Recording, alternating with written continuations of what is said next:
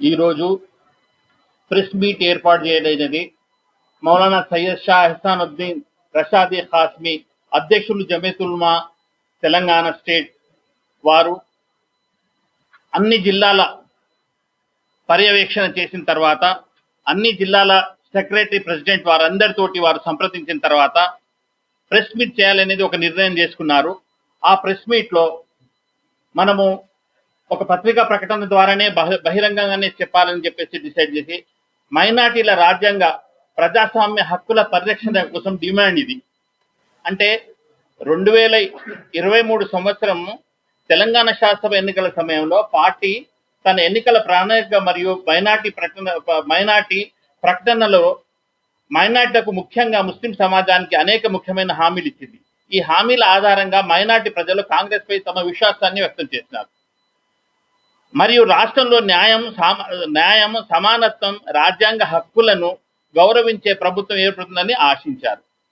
తర్వాత ప్రభుత్వం ఏర్పడిన తర్వాత కొన్ని రంగాలలో పురోగతి సాధించినప్పటికీ మైనార్టీలకు సంబంధించిన అనేక ప్రాథమిక హామీలు ఇంకా నెరవేరలేదు.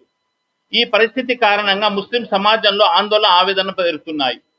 ప్రతి జిల్లాల నుంచి వచ్చి మౌలానా ఎహ్సానుద్దీన్ గారి అధ్యక్షుల గారికి అడుగుతున్నారు, మనం కాంగ్రెస్ పార్టీ మనం ఎలక్షన్ల కంటే ముందు హామీలు ఇచ్చిన తర్వాత ఈ హామీలు నెరవేర్చుకోవడానికి కారణాలు ఏంటని అడగడమే కాదు, నిలదీయడం కూడా జరుగుతుంది. ఎన్నికల ప్రణాళికలో చేసిన అన్ని హామీలను తెలంగాణ ప్రభుత్వం ప్రాధాన్యత ప్రాతిపదనలు అమలు చేయాలని మేము డిమాండ్ చేస్తున్నాము.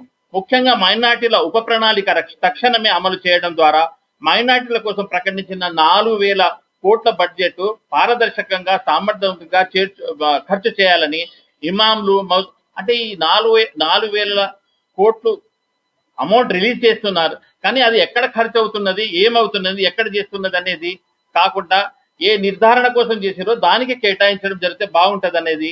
అందులో ఇమాంలు, మౌజన్లు మరియు మతపరమైన సేవలు అందించే వారి గౌరవ వేతనాన్ని పెంచి దానిని సకాలంలో చెల్లించేలా చేయాలి.